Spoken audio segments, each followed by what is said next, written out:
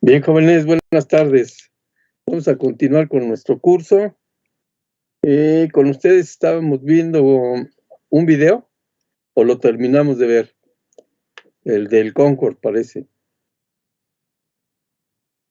No, el profe dijo que apenas lo iba a poner. Hoy lo iba a poner. ¿Apenas se va a poner? Ok, entonces ahí va. De una vez, y le entramos al último tema después del video. Ahí va. Déjenme, ahorita les comparto pantalla, permítanme.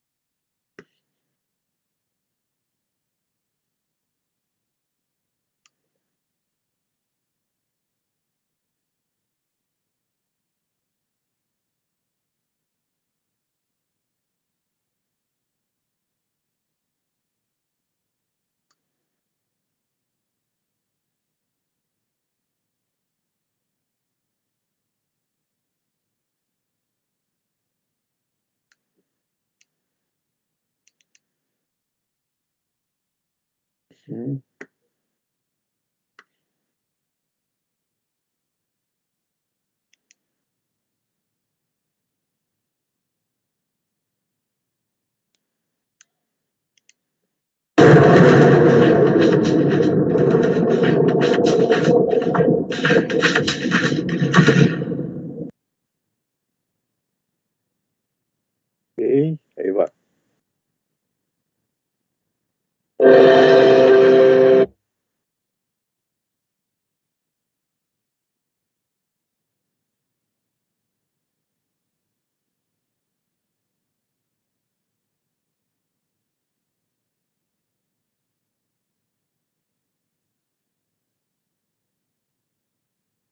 Bien, entonces ahora sí, lo dejamos correr. El Concorde. El Concorde, el avión que ha hecho realidad los viajes supersónicos. Esbelto y majestuoso, vuela al doble de la velocidad del sonido y es un símbolo de prestigio con un historial de seguridad perfecto. Pero dentro de 120 segundos perecerán 113 personas.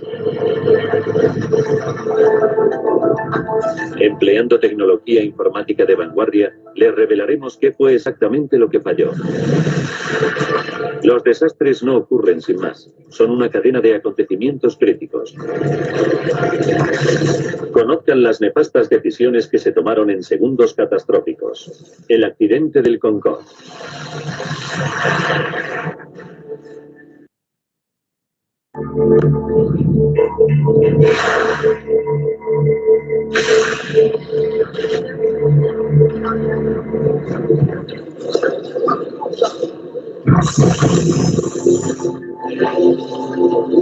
(12:30 del mediodía). 100 hombres, mujeres y niños se embarcan en el vuelo AF4590. Vienen de toda Alemania y esperan realizar el viaje de su vida. Unas vacaciones de ensueño que les han costado al menos 10.000 euros por persona. Empiezan con un vuelo supersónico en el Concorde a Nueva York.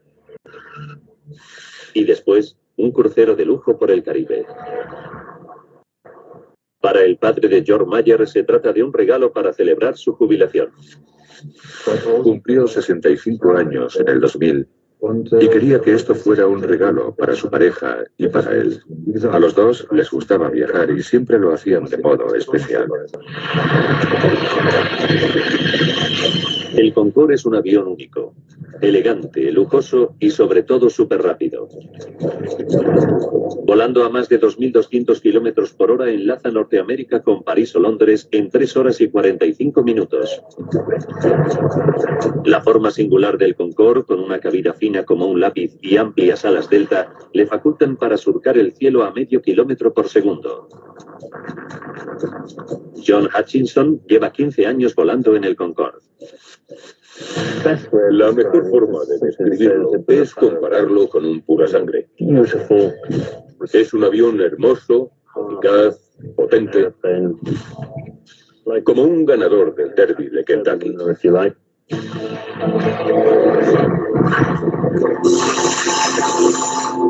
A las 13:30 todos los pasajeros han terminado de facturar en su viaje supersónico.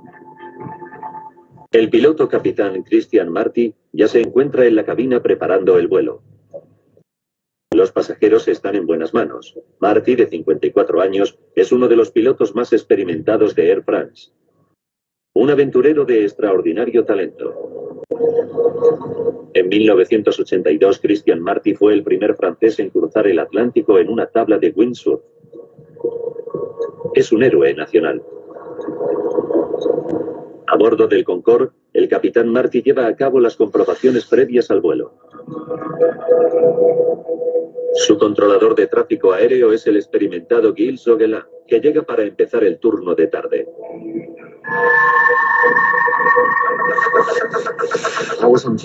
Me encontraba en mi puesto en la torre de control sur del aeropuerto Charles de Gaulle de París.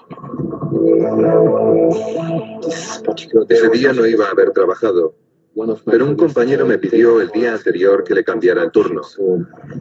Así que él hizo mi turno de mañana y yo el suyo por la tarde. El cambio de turno lleva aparejada una sorpresa inesperada. Gilles Zoguelin se convierte en el controlador responsable del despegue del Concorde. El Concorde es uno de los aviones más bellos que he visto. Tiene una línea muy pura. Me encantaba verlo aterrizar y despegar. Durante la comprobación previa al vuelo, el capitán Marty descubre que el motor número 2 tiene un fallo técnico. Hay que cambiar una pequeña pieza. No es nada serio, pero en el Concorde la seguridad ha sido siempre un paradigma. Tras 40.000 vuelos y 900.000 horas de vuelo, nunca se ha producido una fatalidad. La reparación retrasa 1 hora la salida del Concorde. 15:54. Los pasajeros empiezan a embarcar. Entre ellos se encuentra la familia H. Christian, Andrea y sus 2 niños, Maximilian y Katharina. Klaus y Margaret Fletchen son profesores escolares que han estado 20 años ahorrando para el viaje. Familias corrientes que empiezan una aventura fuera de lo corriente.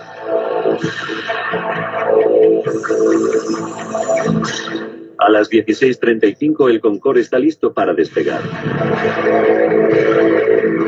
A bordo la emoción va en aumento a medida que el avión supersónico entra en pista.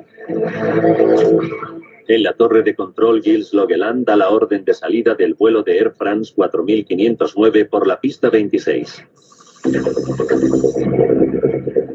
Son las 16:40. Hasta ahora todo marcha con normalidad para la tripulación y los pasajeros. El capitán Marty enfila el avión hacia la cabecera de pista, preparado para desatar la potencia de los 4 motores Rolls-Royce del Concorde. Para el piloto jubilado John Hutchinson, un momento como ese es siempre especial. Cuando pones el avión a pleno motor, es como si te embargara una enorme sensación de potencia. Cuando el avión acelera recorriendo la pista de despegue, tienes la sensación de que lo único que quiere hacer el avión en ese momento es surcar el aire lo más rápidamente posible, encontrarse en su elemento natural.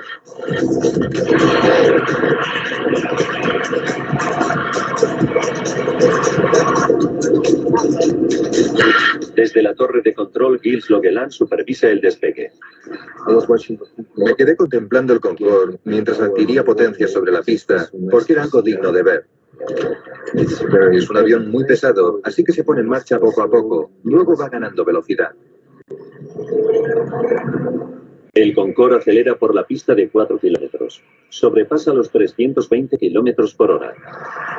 Hemos empleado gráficos digitales para recrear lo que ocurre a continuación.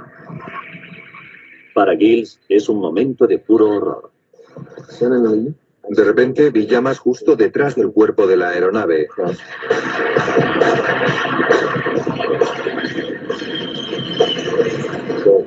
Agarré el micrófono y dije, Air France 4590, hay llamas en su parte posterior. El capitán Marty no podía ver las llamas, pero acelerando a 328 kilómetros por hora, el Concorde no puede hacer otra cosa que despegar. Solo le quedan 2 kilómetros de pista, y el Concorde necesita 3 kilómetros para detenerse con seguridad. A esa velocidad, independientemente de la situación, el avión tiene que despegar. No puede detener el despegue. Y las llamas justo cuando el Concorde empezaba a elevar el morro.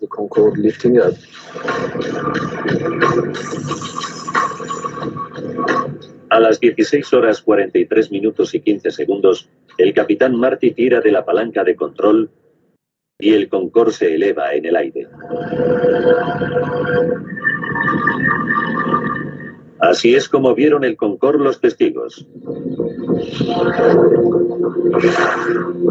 Martín Bornet trabaja en una oficina en el extremo occidental del aeropuerto. A las 16:44 contempló una visión aterradora. Estaba mirando por la ventana y vi al Concorde despegar muy despacio, con la parte posterior en llamas. Tuve mucho miedo porque pensé que a causa del fuego el avión explotaría justo encima de mi oficina.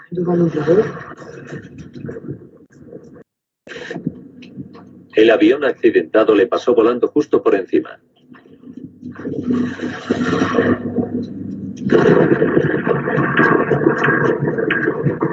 Cerca de donde trabaja Martín, el mensajero Emanuel Bermiñón iba conduciendo su furgoneta cerca del final de la pista. Cuando el Concorde me pasó por encima, tenía la ventanilla abierta. Llevaba puesto un polo y el calor que desprendía el avión derritió parte de la tela y me produjo varias ampollas. Pude sentir el calor desde el suelo. Mientras el capitán Marty lucha con los mandos para ganar altitud, las llamas engullen el ala izquierda fuera de su campo visual. La pavorosa escena queda captada por la cámara de la mujer de un camionero. Es el único metraje en vídeo que muestra al Concorde en llamas. Resultará de capital importancia para la investigación.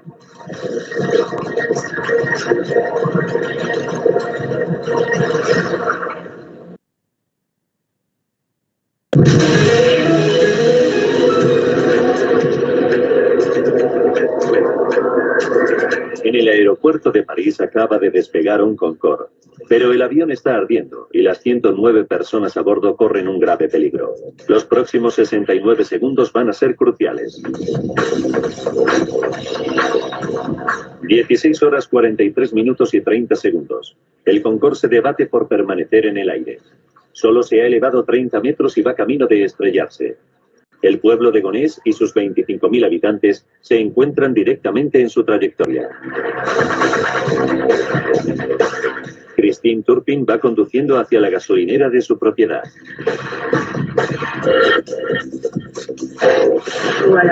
Volví a casa cuando vi el avión.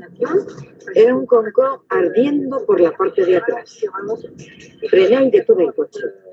Y miré el avión en llamas. Al capitán Marty se le acaban las posibilidades. El ala izquierda del Concorde se está desintegrando.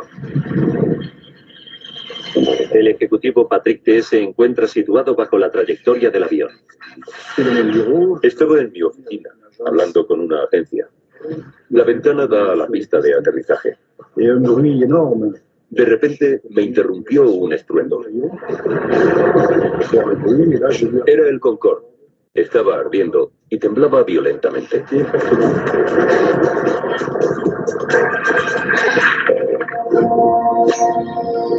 El Concorde se escora hacia la izquierda.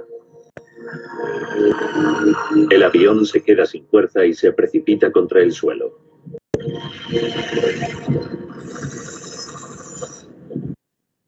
Son las 16:45 horas. Es el momento que todo controlador aéreo abomina.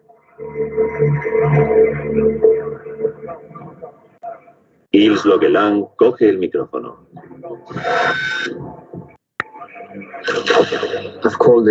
Llamé a Air France y dije, Air France 4509, ¿me escuchan?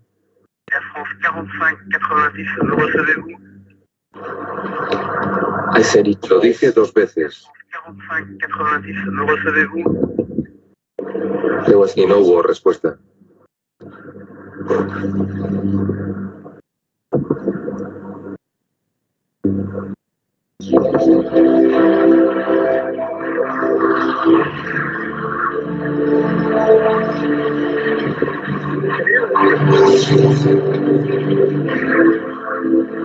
El avión supersónico cargado de combustible y con 109 personas a bordo se estrella sobre un hotel en las afueras de Gonés.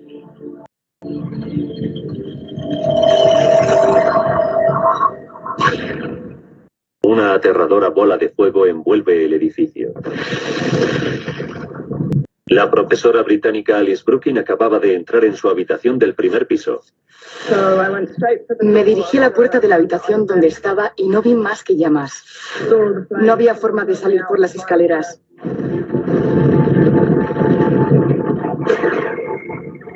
Salté cruzando la habitación por encima de la cama hasta la ventana. Tuve la suerte de ver al recepcionista en el aparcamiento de debajo y me dijo, tiene que saltar. Al mismo tiempo, Christine Turpin presencia la explosión y se teme lo peor. Se estrelló. Y desde donde yo estaba, parecía que había caído encima de la gasolinera. Mi hija y la chica que trabaja conmigo estaban allí. Pensé que habían muerto.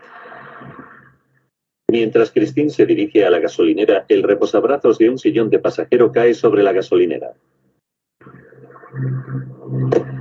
Es un recordatorio espantoso del destino de los pasajeros. Entonces, cuando vi el reposabrazos, pude imaginarme lo horrible que tenía que haber sido para la gente que iba a bordo del avión. 8 minutos después del accidente, docenas de coches de bomberos y ambulancias acuden a la escena. Una tragedia terrible no solo para los ocupantes del avión, sino también para los del hotel. El jefe de bomberos regional, el coronel Fabrice Chauvin, dirigió el rescate. Mientras iba conduciendo me pasaban muchas cosas por la mente. Para mí lo importante era dividir la operación en 2 partes separadas. Una, el accidente de avión, la extinción del fuego y el rescate de los posibles supervivientes. Y otra, la organización de la asistencia a los heridos antes de ser evacuados al hospital. La intensidad del fuego es tan grande que se tardan 3 horas en sofocarlo. Como muestran estas imágenes de televisión, los restos calcinados del avión y del hotel son irreconocibles. Los intentos de rescate son infructuosos. Mueren 113 personas, 4 del hotel y 109 entre los pasajeros del Concorde y su tripulación.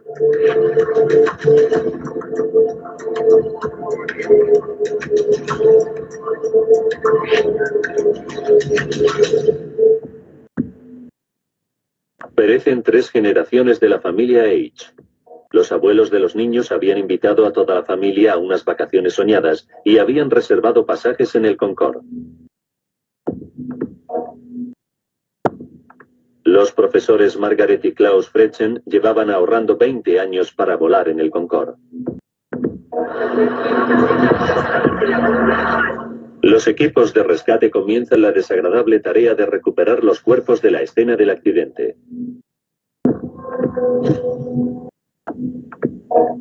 Uno de los trabajadores del hotel fallecidos es la estudiante de 19 años Kenza Rashid, que se había incorporado al personal del hotel el día anterior al accidente para ganar algo de dinero para sus vacaciones.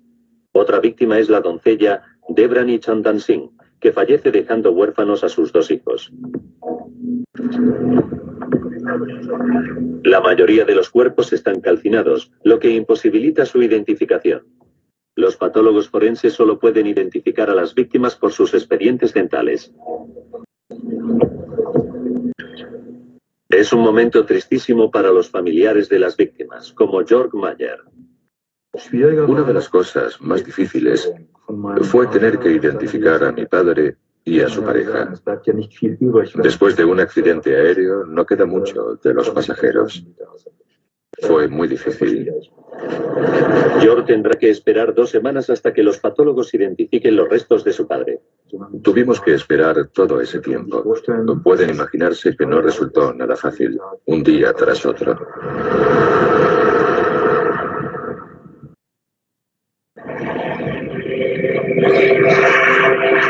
El accidente cogió a todo el mundo por sorpresa. El Concorde, el rey de los cielos, el avión que hizo realidad los viajes supersónicos, el sueño de la gente, nunca había tenido un accidente fatal hasta ese momento. Pero no se tarda más que 120 segundos en destruir un historial perfecto. Ahora, recapitulando los sucesos de aquel nefasto día y profundizando en la investigación, podemos revelar lo que ocurrió en realidad. Los vanguardistas simuladores informáticos nos llevarán donde no llega ninguna cámara, al corazón del lugar del siniestro.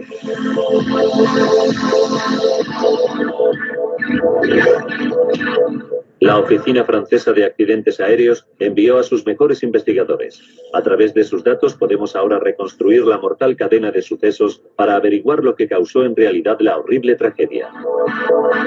No hay nada que escape al alcance de la investigación. ¿Cometió el piloto capitán Marty un error fatal? ¿O el avión perfecto tenía un defecto escondido? Los investigadores efectúan revisiones rutinarias de las listas de pasajeros y equipajes. Inmediatamente encuentran algo sospechoso. 19 bultos de equipaje que según la lista de embarque no deberían haber estado a bordo. No pertenecen a los pasajeros del vuelo AF4590. ¿Podría un terrorista haber metido una bomba en el avión? No sería la primera vez. En 1988 murieron 270 personas cuando los terroristas pusieron una bomba en el equipaje que destruyó un 747 de la Pan Am en el famoso atentado de Lockerbie. En Gonés, los investigadores dividen el lugar del siniestro en una rejilla para llevar a cabo una búsqueda meticulosa. Fotografían y etiquetan lo que encuentran en cada sección.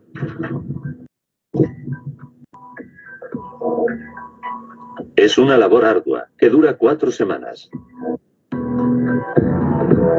Entonces, todos los restos del accidente son trasladados para su análisis e identificación. Se habilitan 3 hangares en Le Bourget, otro aeropuerto parisino, para almacenarlos. Esta pila de escombros es todo lo que queda del hotel.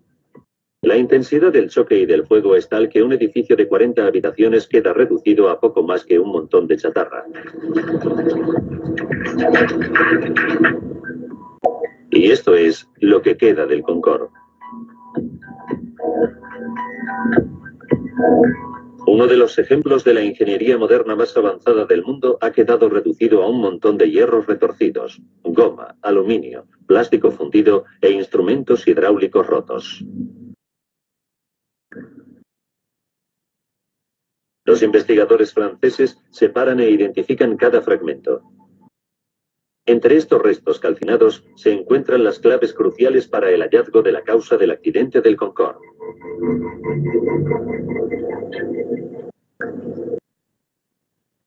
En unas horas, el equipo de la Oficina Francesa de Accidentes Aéreos recuperan las cajas negras. Se trata de unos aparatos que llevan todos los aviones y que registran todos los datos técnicos importantes, así como las conversaciones en la cabina del piloto.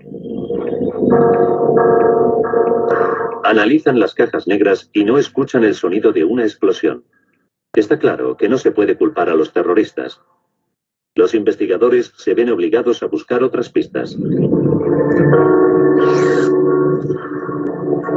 Se concentran en la reparación de motor de última hora que ordenó el capitán Marty justo antes de despegar.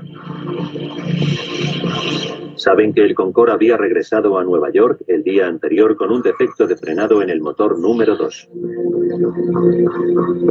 Los revertidores de impulso que ayudan a frenar a los aviones una vez que han aterrizado no funcionaban. Los investigadores analizan cuidadosamente los datos del registro de vuelo, pero no encuentran pruebas de que un fallo en el sistema de frenado pudiera causar el accidente. Se incrementa la presión para encontrar una respuesta. Las autoridades francesas interrumpen todos los vuelos del Concorde de Air France hasta que se encuentre. El foco se sitúa ahora en los 120 segundos transcurridos desde el despegue final del Concorde. El capitán John Hutchinson ha pilotado el Concorde durante cientos de despegues. Una vez que se enfila la pista, el capitán pone en marcha el cronómetro e impulsa los motores a todo gas. El papel del copiloto es el de supervisar la velocidad y el del ingeniero de vuelo, observar que todos los instrumentos, especialmente los relativos al motor, funcionan bien.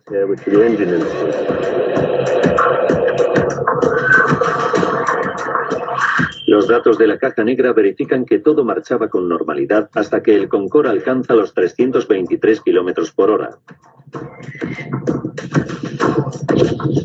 En ese momento, el Concorde está a 79 segundos del desastre.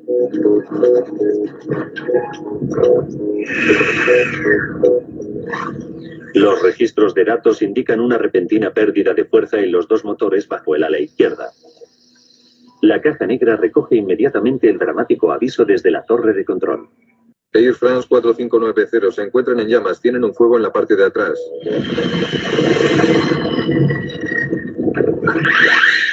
A pesar del aviso, el capitán Christian Marty ha sobrepasado ya el punto sin retorno. No hay suficiente pista para frenar con seguridad. Tiene que despegar. Tiró de la palanca del cuadro de mandos para rotar el morro del avión hasta un ángulo de 12,9 grados y tuvo problemas con los motores del ala izquierda, que no produjeron la energía que debían. Le costaría muchísimo mantener el control de la aeronave e intentar coger velocidad. Y se vio superado por los problemas de los dos motores izquierdos. Los motores se han convertido en el nuevo núcleo de la investigación. ¿Por qué perdieron fuerza en un momento tan crítico?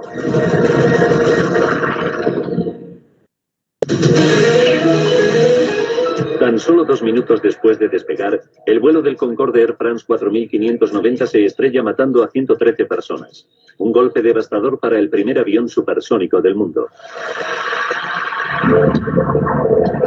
Empleando avanzados gráficos digitales basados en el informe oficial, profundizamos en la investigación para desentrañar la cadena de sucesos mortales. Los investigadores saben que los dos motores izquierdos pierden fuerza cuando el Concorde supera los 323 km por hora sobre la pista. ¿Pero por qué? Entonces se produce un nuevo e importante hallazgo. Los investigadores franceses encuentran varios fragmentos de neumáticos sobre la pista. Uno de ellos pesa 4,5 kilos. Las pruebas confirman rápidamente que pertenecen al Concorde. Es un hallazgo significativo. ¿Por qué? Porque las ruedas del Concorde se inflan a una presión extremadamente alta que las hace más proclives a estallar que las de los demás aviones, especialmente durante el despegue y el aterrizaje. El piloto John Hutchinson nos lo explica.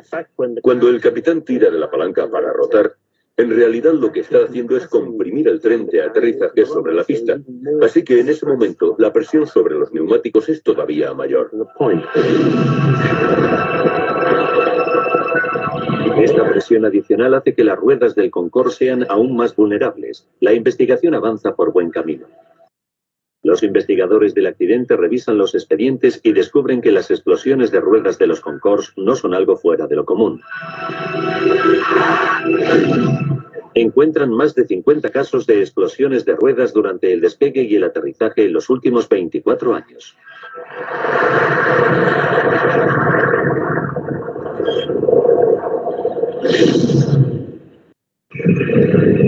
Otro de los peores incidentes producidos con un Concorde Air France tuvo lugar en el aeropuerto Dulles de Washington en 1979. Bill Lightfoot era uno de los pasajeros de ese Concorde. Pude ver un gran agujero en el ala, con trozos de aluminio o algún otro metal. Por el agujero que se había abierto en el ala, salió un montón de líquido. El informe oficial de ese accidente explicaba que el neumático explotó durante las maniobras de despegue. Después, la parte de metal expuesta se recalentó mucho y estalló justo antes de despegar.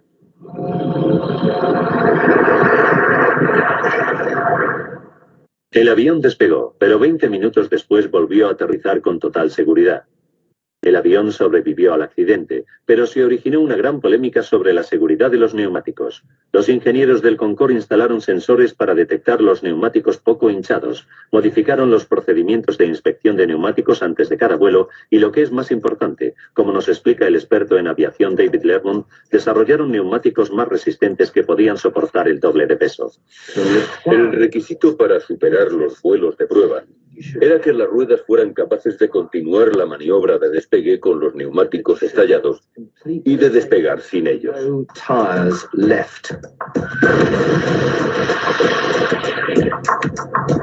Como consecuencia, desde entonces, todas las ruedas podían despegar sin neumáticos y nunca volvieron a fallar.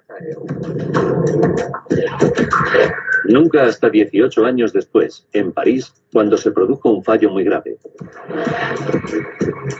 A pesar de todas las medidas de seguridad, una de las ruedas del Concorde estalla en pedazos. Los investigadores profundizan en el asunto. Vuelven a examinar los restos hallados sobre la pista y realizan el descubrimiento más importante de la investigación. Esta misteriosa tira de metal de 43 centímetros. Si se compara la tira de metal de 43 centímetros con el daño en la rueda del Concorde, ambas partes encajan a la perfección. De repente, toda la investigación depende del origen de esta tira de metal. ¿De dónde proviene? Tras 5 semanas de laborioso trabajo, comparándola con las miles de piezas que componen el avión, se produce un avance.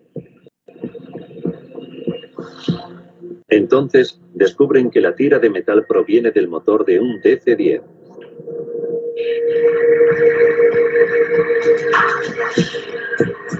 El calendario de vuelos del aeropuerto revela que un DC-10 de Continental Airlines despegó de París 5 minutos antes que el Concorde. Siguieron la pista a ese avión hasta Houston, en Texas, donde con gran asombro descubrieron que al motor de la aeronave le faltaba una pieza. Era la tira de metal que había sido repuesta 10 días antes durante una inspección de mantenimiento. Cuando David Lermont vio las fotografías de la tira de metal por primera vez, se sorprendió muchísimo. Tenía los bordes muy irregulares, y no porque el Concorde le hubiera pasado por encima, sino porque había sido cortada de modo irregular cuando se fabricó. Además, tenía por todas partes unos agujeros como para poner tornillos. Ahora los investigadores tienen una teoría muy bien fundamentada sobre cómo contribuyó al accidente esa tira de metal. 81 segundos antes del choque, el Concorde AF4590 viajaba a 323 km por hora por la pista. Un neumático se golpeó con la tira de metal. El neumático explotó y un gran pedazo de 4,5 kilos de goma salió volando a gran velocidad contra el ala. Los depósitos de combustible del Concorde están en las alas y el ala en forma de delta no está diseñada para resistir semejantes impactos. Este tipo de eventualidad no se había previsto nunca en las pruebas. Se había certificado que si uno de los neumáticos de la aeronave explotaba, los pedazos de goma resultantes que se desprenderían de la rueda no superarían 1 kilo de peso. El pedazo de goma que golpeó el ala del Concorde pesaba casi 5 veces más, 4,5 kilos. Nadie había previsto semejante impacto.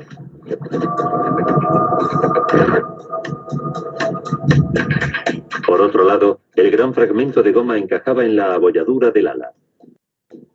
Pero, sorprendentemente, el ala no estaba agujereada por ese sitio. Así que si el pedazo de goma no había causado un agujero en el ala, ¿qué fue lo que causó la pérdida de combustible? El fragmento de neumático que golpeó el ala y causó la abolladura era tan grande y tan plano que, a pesar de su peso, no taladró el ala. Pero sí que produjo una onda expansiva que hizo saltar el tapón del depósito de combustible. Se trató de un impacto muy fuerte.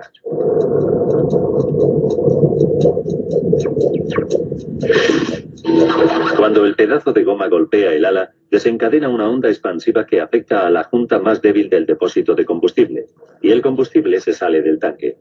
Cada motor del Concorde consume 75 litros de combustible por segundo. Pero incluso el combustible desbordado sobre el motor necesita una chispa para entrar en ignición. ¿De dónde vino esa chispa?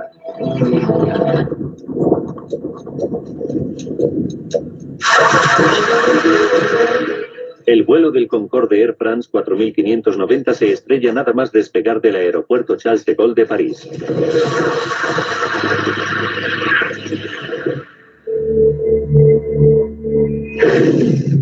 Nuestros gráficos simulan imágenes de una cámara virtual situada sobre la pista para desvelar la causa del accidente.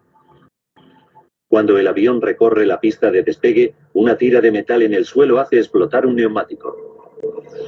81 segundos antes del choque, un gran pedazo de goma sale volando contra los depósitos de combustible. El combustible se desborda sobre los motores. Pero eso no basta para causar una catástrofe. Hace falta una chispa.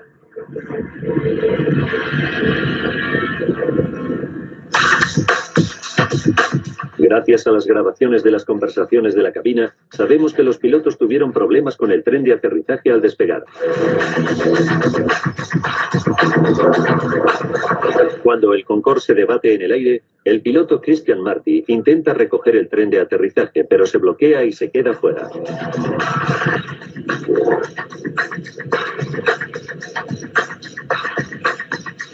El único metraje de vídeo grabado del accidente nos proporciona pruebas adicionales. Muestra el tren de aterrizaje desplegado.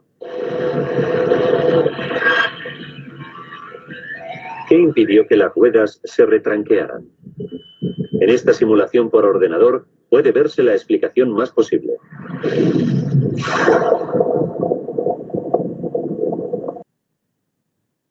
Unos jirones del neumático estallado se estrellan contra el tren de aterrizaje y seccionan varios cables eléctricos. El tren de aterrizaje se queda atascado fuera. Y lo que es aún peor, los cables que han quedado expuestos van dando latigazos a merced de la corriente de viento que levanta el avión. Si los cables expuestos hacen contacto, harán saltar chispas. El destino decide que así ocurra. La chispa hace entrar en ignición el combustible derramado y en ese momento el Concorde se convierte en una bomba volante.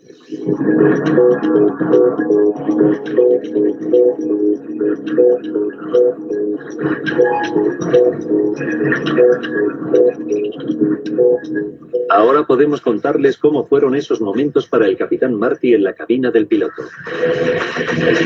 Desde el asiento del piloto no puede ver las llamas. Lo único que sabe es que el Concorde pierde potencia por el motor número 2 al despegar. Un segundo después, la torre de control le alerta del fuego. Air France 4590 tiene llamas en la parte de atrás. Los gráficos creados por el ordenador nos muestran el aspecto que debía tener el Concorde. Para empeorar las cosas, el motor número 1 también está perdiendo potencia. Los acontecimientos conspiran contra el capitán Marty. El experto en aviación David Lermont nos explica por qué. Había un enorme flujo de combustible saliendo por el agujero y ahogando el motor, que gradualmente fue perdiendo potencia y al final se apagó. Los pilotos se quedaron con solo 2 motores del ala derecha cuando están acostumbrados a tener 4. No podía haber sucedido en peor momento. El capitán Marty necesita la máxima potencia y no queda suficiente pista para parar. Se las arregla para hacer despegar al Concorde. Las grabaciones de voz de la cabina revelan que a las 16 horas, 43 minutos y 22 segundos suena la alarma de fuego y 3 segundos después el capitán apaga el motor número 2.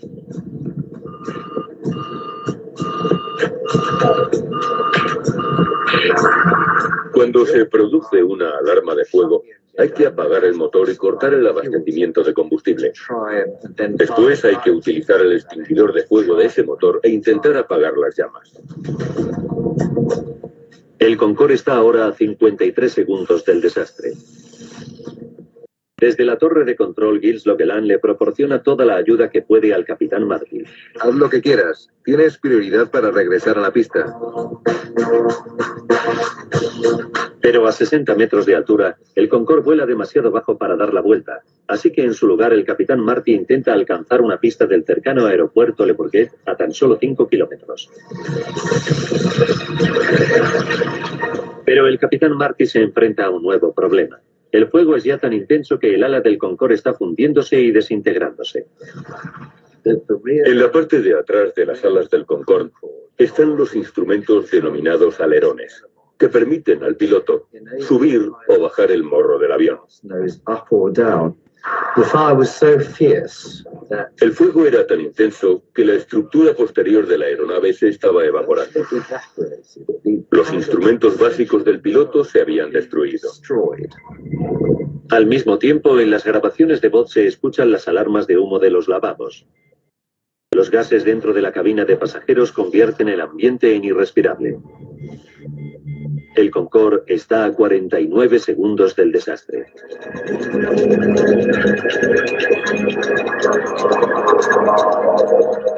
En la cabina, el piloto Christian Marty lucha con los mandos tratando de ganar altura y velocidad, pero se ve superado por la desintegración del ala y sus instrumentos.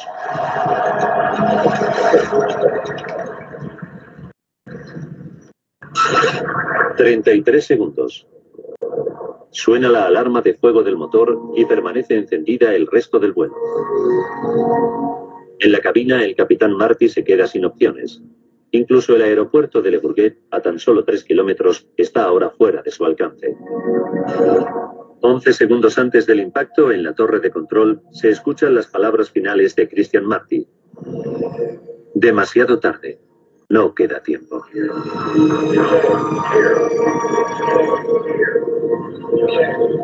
Quedan 4 segundos. El avión vuela por debajo de los 15 metros.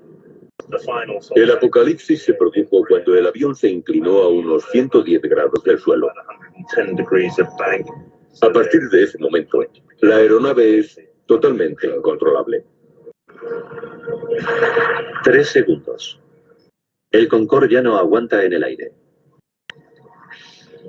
El motor se para y el avión corre hacia la izquierda. Justo debajo hay un hotel. El avión está a punto de caerle encima.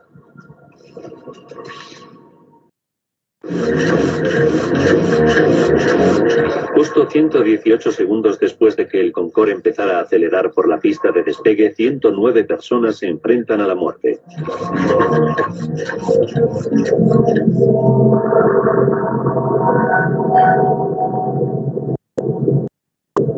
Dos segundos después, el Concorde se estrella contra un hotel del aeropuerto.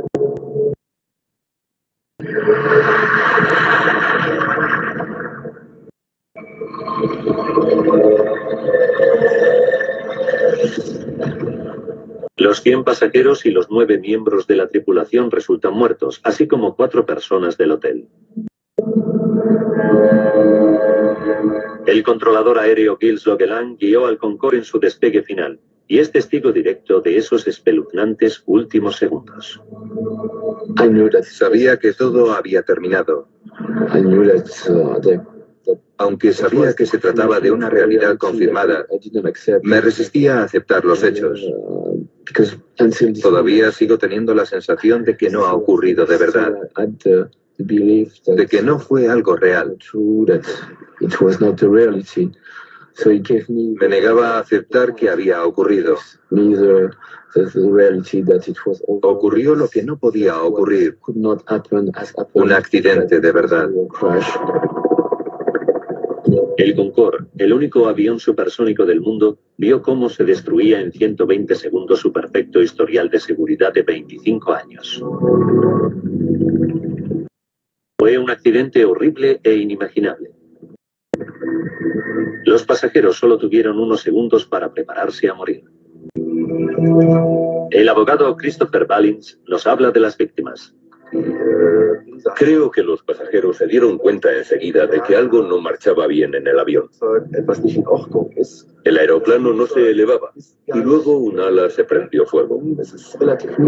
Volaba a baja altitud, a poca altura sobre el suelo. Después el avión empezó a volcarse. Creo que los pasajeros se dieron cuenta enseguida de que estaba a punto de ocurrir algo horrible y que tenían que prepararse para morir.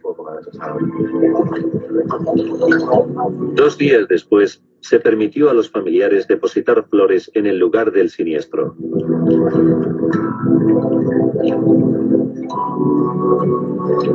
Incluso hoy en día, no les ha abandonado la sensación de pérdida. El padre de Jock Mayer murió en el accidente. Le echo mucho de menos. Ha dejado un vacío muy grande que no se puede compensar.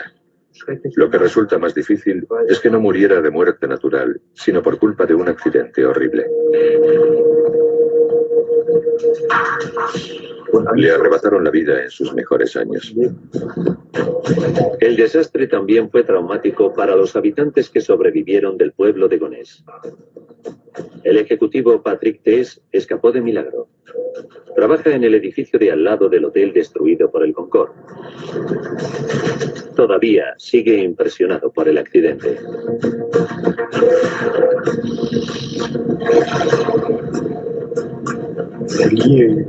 Por supuesto que el accidente me dejó secuelas. No puedo decir que no me afectara.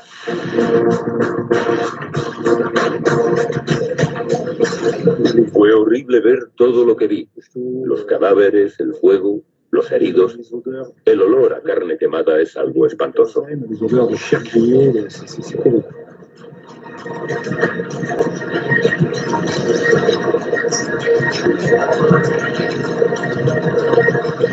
Para el Concorde, el desastre de París fue el principio del fin. 3 semanas después del siniestro se suspenden todos los vuelos del Concorde. Air France y British Airways, las 2 líneas aéreas que operan los vuelos del Concorde, tienen que introducir importantes modificaciones en la seguridad. Se refuerzan los neumáticos para que permanezcan operativos incluso si se pinchan con una cuchilla de 30 centímetros. Los ingenieros recubren los tanques de combustible con un revestimiento de Kevlar a prueba de balas para que resistan los impactos. Además, se refuerzan las conexiones eléctricas del tren de aterrizaje.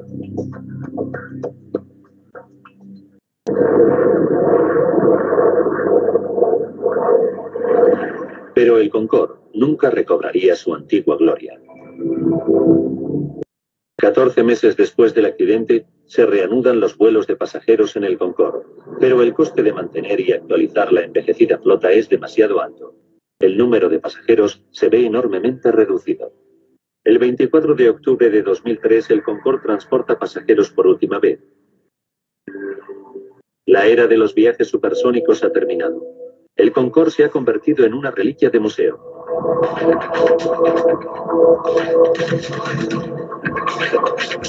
Aquella desventurada tarde de julio en París se produjo por una desdichada sucesión de acontecimientos. Una tira de metal sobre la pista pincha un neumático, lanzando parte de la rueda contra un ala. La onda expansiva provoca que el combustible se salga del depósito. Los restos de rueda golpean el tren de aterrizaje y seccionan unos cables eléctricos. Salta una chispa que desencadena un infierno durante el despegue, la fase más delicada.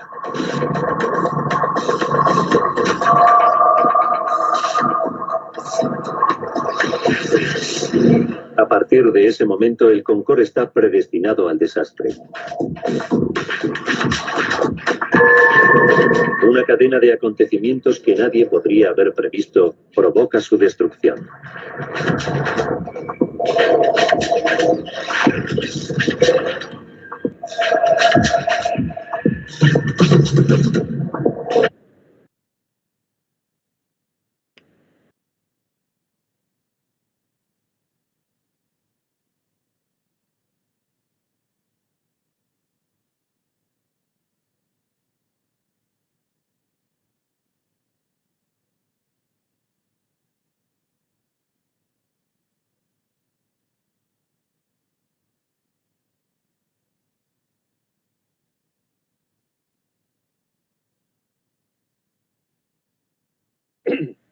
Y jóvenes, pues ese es lo que realmente pasó. Un accidente, efectivamente, de esos que no se pueden prever. Y bueno, de lo que nosotros estamos viendo, pues aquí lo importante es que cuando deja de tener la fuerza, que es la que está dando la turbina, pues ya no puede seguir adelante, ya es una caída libre. Y es lo que le pasa al Concorde, en ese sentido pierde primero dos motores y luego pierde el otro, pues ya no hay forma.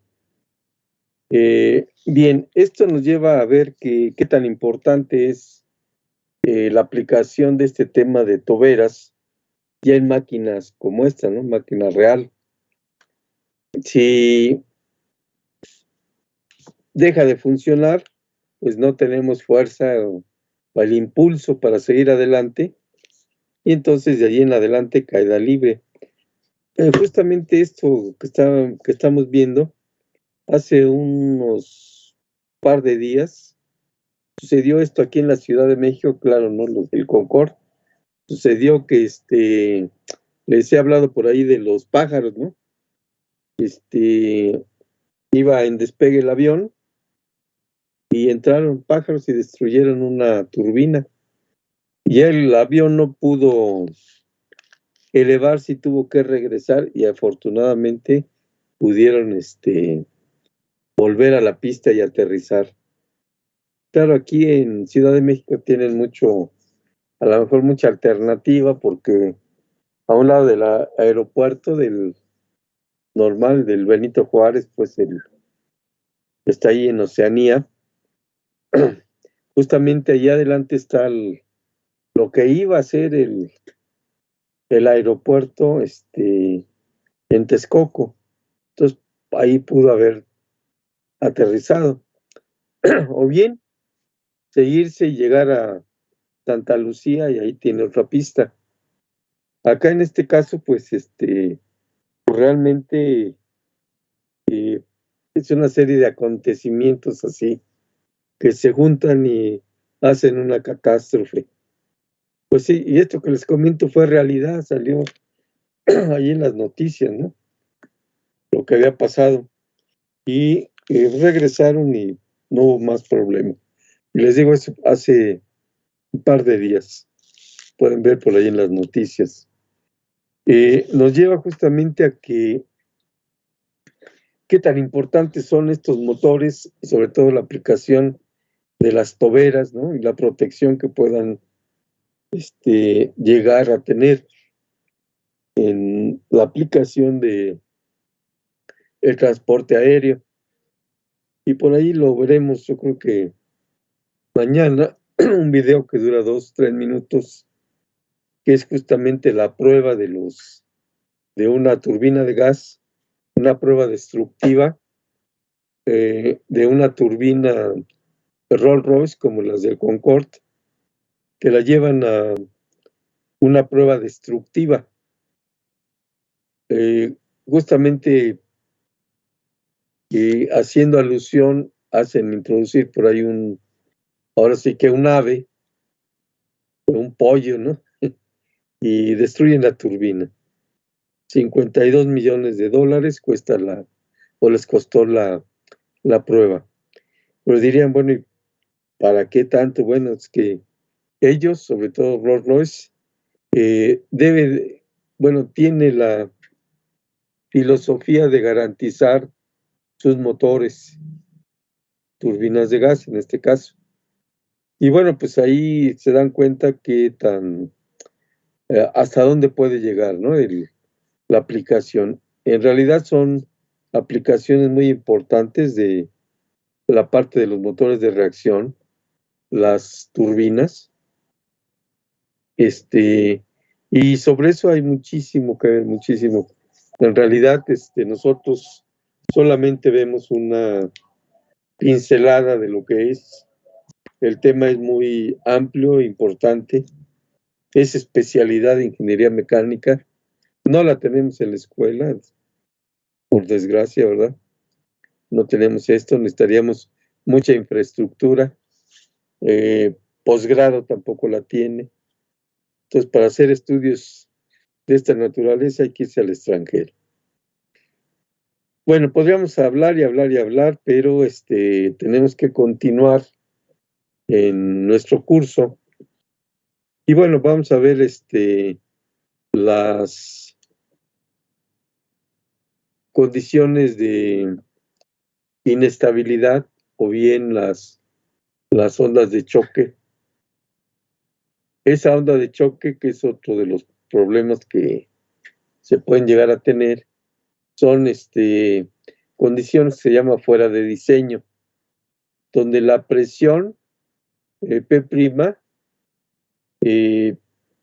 mayor que la presión P2 de diseño, cualquiera de estas que tenemos aquí.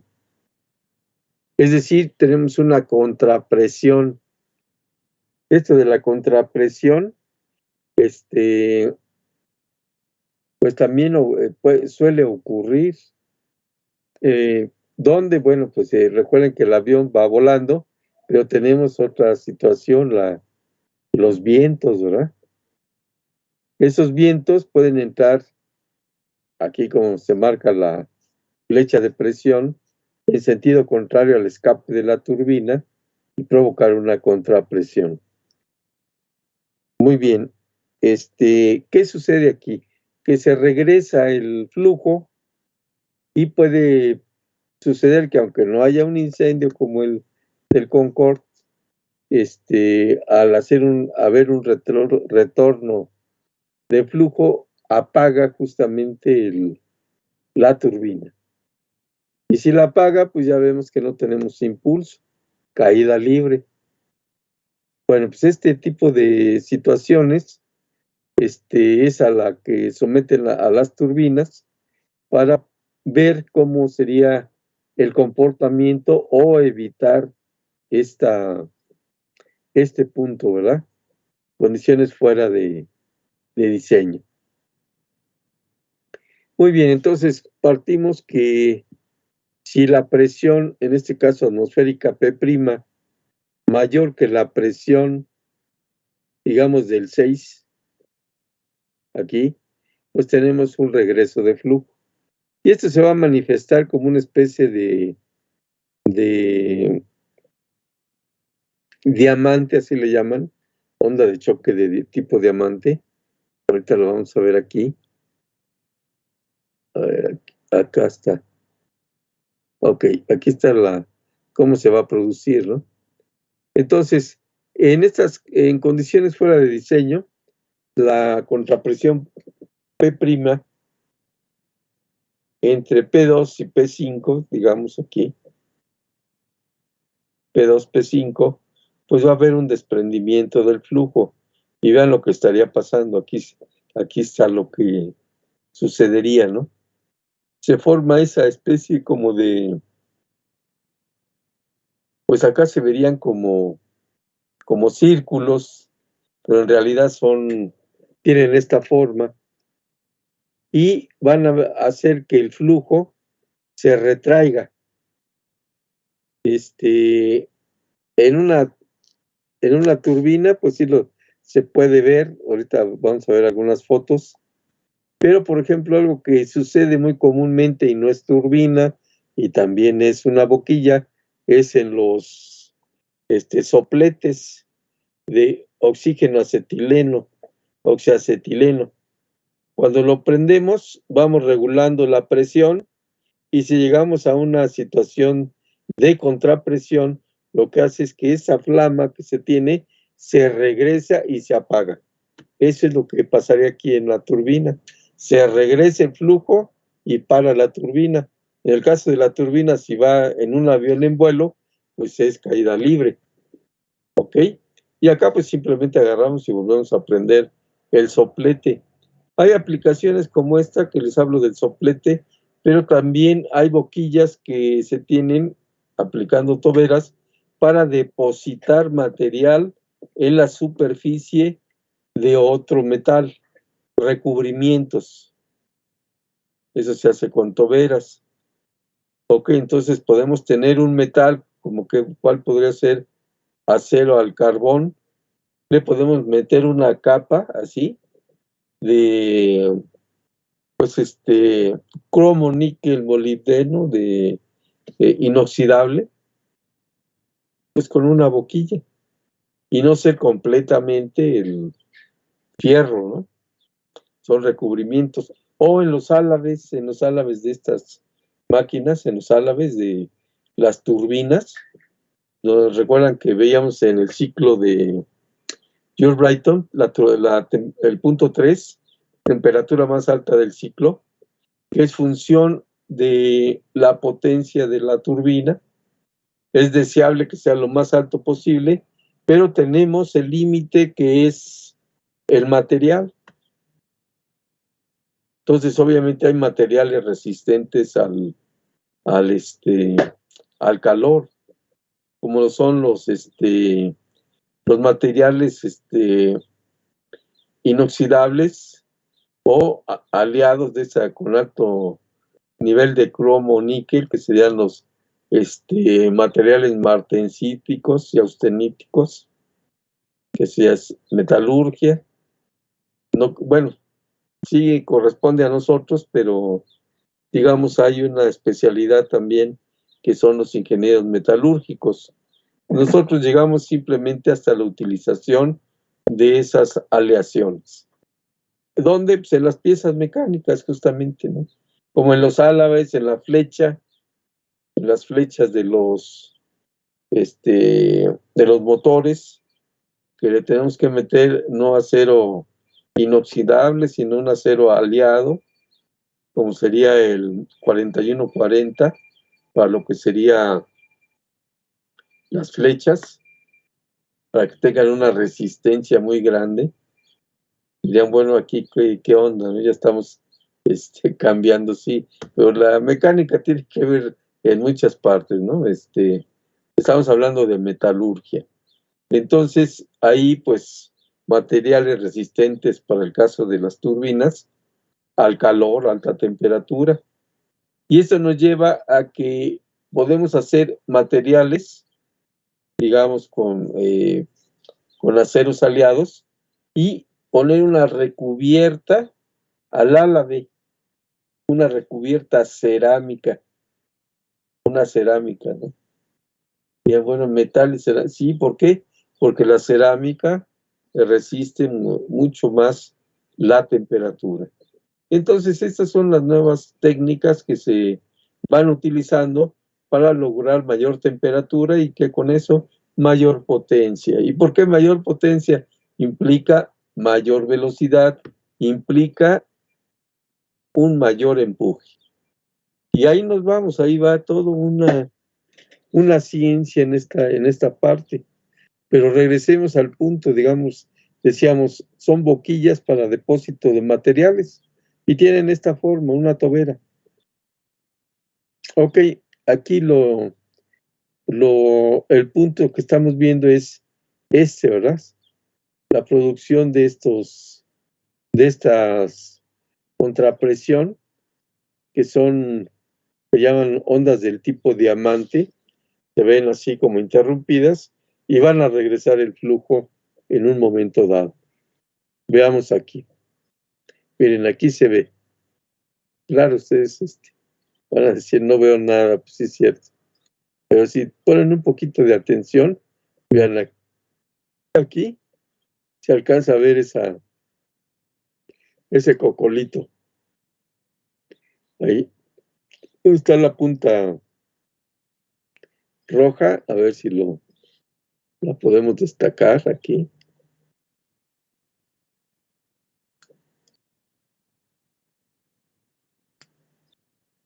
A ver, ahí va. Miren, ¿qué es? ¿Por qué no sirve esto? Ahí está. Si alcanzan a ver ahí la forma. Esa es una onda de choque.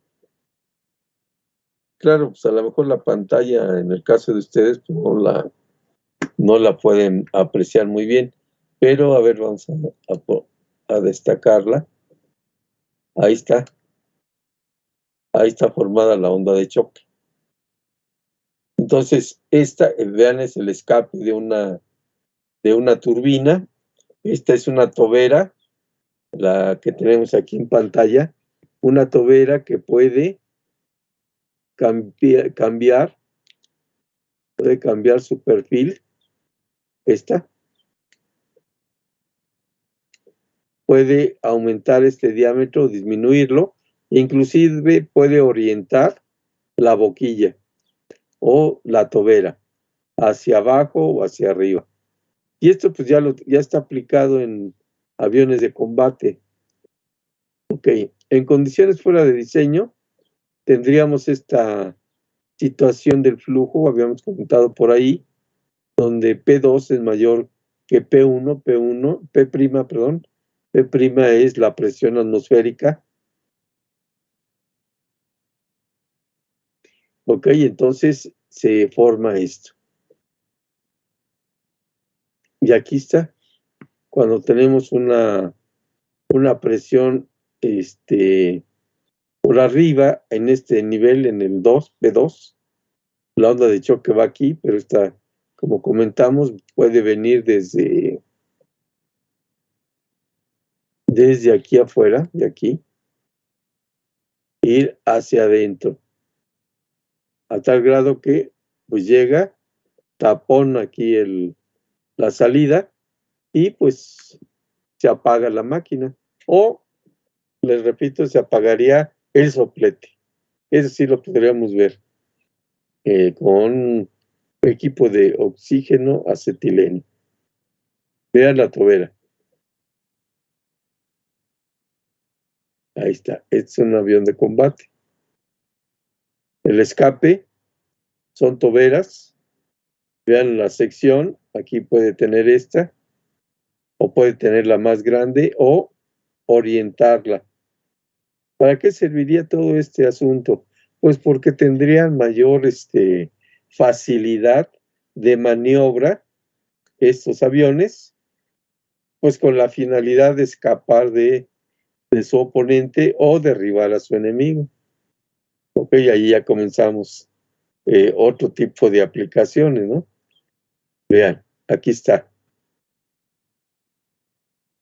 El mismo escape, pero vean la tobera ahora, está abierta. Y estos son servomecanismos, eslabones, que movemos con una parte hidráulica. Entonces podemos hacer que se abran o se cierran, o que se dirijan, ¿verdad? Hacia un lado, hacia abajo o hacia arriba. Como aquí vean, esta tiene una dirección y esa tiene otra. O inclusive pueden estar verticalmente y hacer que el avión despegue en forma vertical, que no tenga necesariamente una pista o alcanzar una velocidad para que pueda volar. Por ahí se decía el Concorde, 320 kilómetros por hora. En realidad, un avión no puede despegar a una velocidad más baja de 240 kilómetros por hora. Va a depender del peso del avión, del tamaño del avión. Entonces, pero abajo de 240 no pueden despegar. ¿Por qué? Porque necesitamos tener aquí, en esta parte de abajo, la fuerza necesaria, decimos, una sustentación hacia arriba que pueda hacer que despegue. Y a una velocidad más baja, de acuerdo al perfil, no la podríamos tener. Entonces por eso es que los aviones necesitan una pista determinada. Dependiendo el perfil aerodinámico, el tamaño del avión, pues puede decir, como dicen aquí en el Concorde, estaba una pista de 4 kilómetros. Pero hay aviones que pueden aterrizar en una pista de 2 kilómetros o menos. Eso ya serían diseño, ¿verdad? Vean, aquí está el despegue vertical. Entonces, las toberas, la dirección, las turbinas, en pocas palabras, pues tienen una aplicación tremenda, ¿no? Es como les comentaba, principalmente se va a aplicar a, pues, a la milicia. ¿Por qué? Porque pues ahí está la estrategia de perder o ganar una guerra, como les comentaba creo que hay por ahí un video, no sé si lo tenemos ahí en el blog. Están los aviones, los primeros aviones de turbina de gas, que fueron los Messerschmitt de los alemanes, que pudieron tener este tipo de máquina, ¿no? Cuando en la Segunda Guerra los aliados, los Estados Unidos tenían aviones de hélice con motores de pistón, gasolina o diésel. ¿Qué tienen que ver contra una turbina de gas? Pues nada, ¿no? Nada más que, bueno, pues no lo aplicaron estratégicamente. Ahí Hitler, bueno, y fue una de las causas también por las cuales perdiera la guerra. Detrás de esto, jóvenes, hay cosas muy interesantes y que nos lleva justamente a tratar de profundizar más en estos temas. Desgraciadamente nuestro curso no es más que una pincelada de estos temas. Les comento, son semestres, inclusive una especialidad, no la tenemos aquí en la escuela, ni sección de graduados, ni nada. Que quiere estudiar algo de esto, pues se tendría que ir al extranjero. Ok, entonces, interesante. Y aquí vean esta parte que, para cerrar, vean, voy a comenzar a agarrar aquí mis...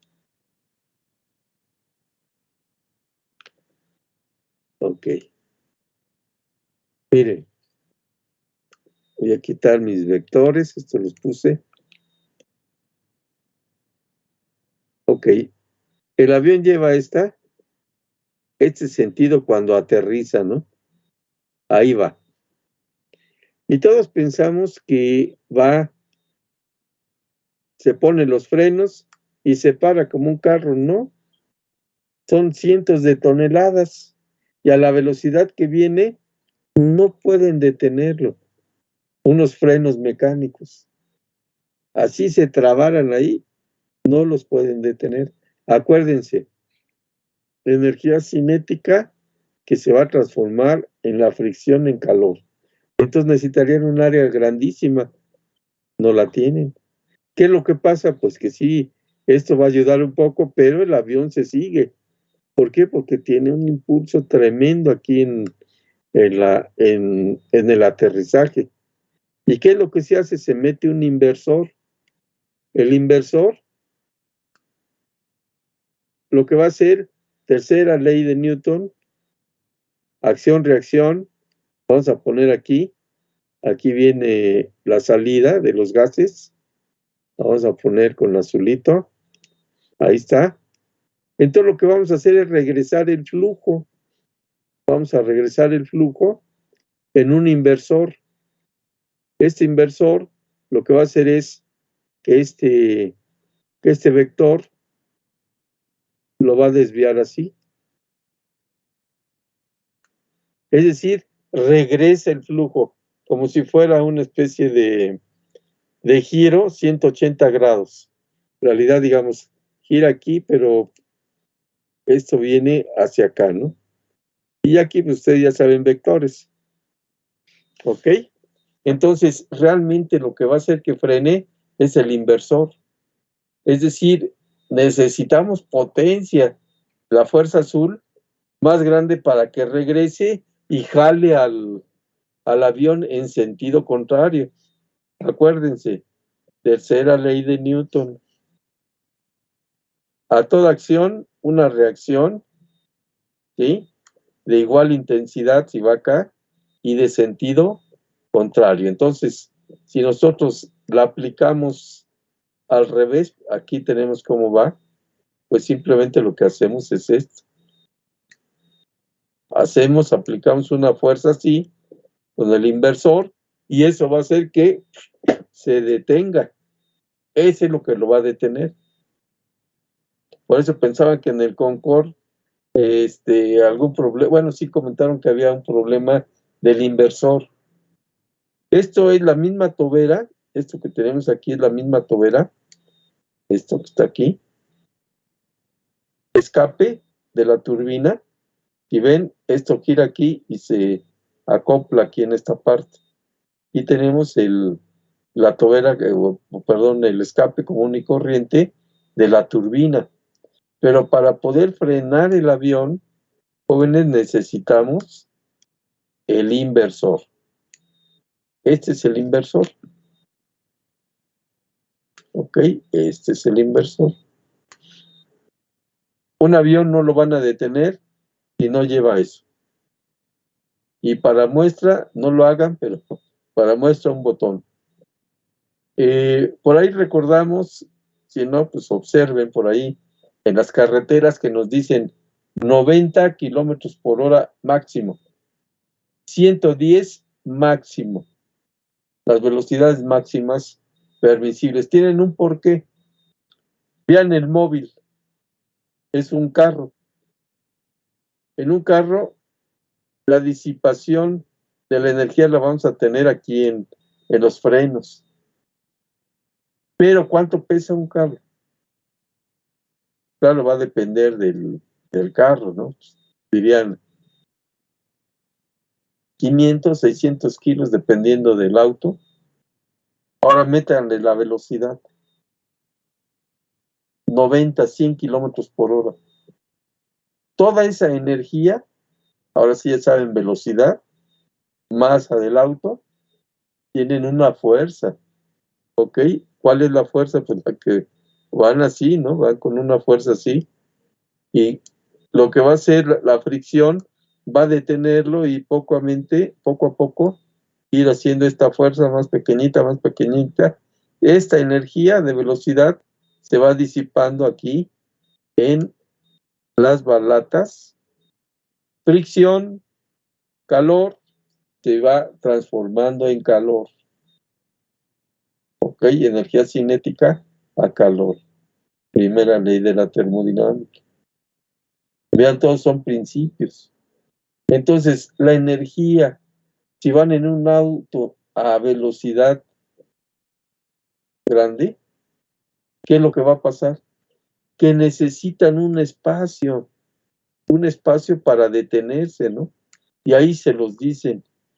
Usted necesita, voy a poner así, bueno, de aquí a acá, 100 metros, 50 metros, si va a esa velocidad. Entonces, ¿qué es lo que pasa? Si usted la rebasa, y aquí, imagínense que va en una curva y le mete velocidad y enseguida tiene una piedra o se detuvo el tráfico, llega y se impacta. ¿Por qué? Por ir a alta velocidad. Rebasó la velocidad que le están recomendando. Mucho ojo con eso, jóvenes. Física común. No necesitamos alta ingeniería. Eso, ustedes lo saben. Entonces, jóvenes, pues no se pasen de listos ahí con sus carros, ¿no? Porque, bueno, lo que pasa es que cuando uno es joven, sí uno quiere experimentar muchas cosas así, ¿no? Que dice uno que es la adrenalina. Y eso es cierto, eso es cierto. Yo recuerdo cuando estudiaba estaban los carros estos, pues los bochos, ¿verdad? Los Volkswagen, el normal, el cucaracho, le decíamos nosotros. El perfil, ¿cómo es el del cucaracho? Es así, ¿verdad? Una curvita. ¿Qué es lo que pasaba? Que ese perfil lo que hace es que las llantas se peguen, decimos que se peguen, se adhieran al pavimento. ¿Y qué es lo que sucedía? Que en una curva, pues le metía velocidad y pues bien estable. El bochito era bien estable. Entonces depende mucho del perfil. Y aquí vemos el perfil justamente. Este perfil que Ya me pasé. Bueno, 3 minutos nomás. Este perfil, jóvenes, aquí, el del avión, aquí viene una curva, ¿no? Una del ala. Lo que hace es, al recorrer el aire más distancia, provoca una fuerza así. Y este que es planito, provoca una fuerza, a ver.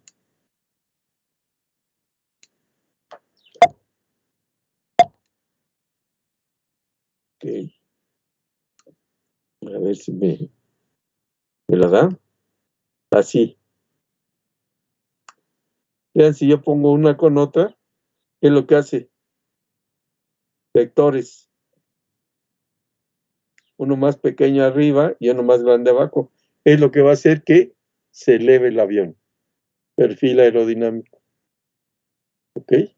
Esto lo tenemos en las alas del avión, pero también lo tenemos aquí adentro.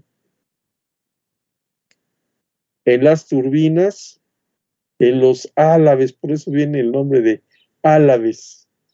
Vamos a formar ese triángulo y con eso vamos a hacer que gire la turbina. Jóvenes, pues ya nos acabamos nuestro tiempo. Nos estaremos viendo el día de mañana. Sí, ya. Pues la última lámina y seguimos viendo más problemas y por ahí otro video más.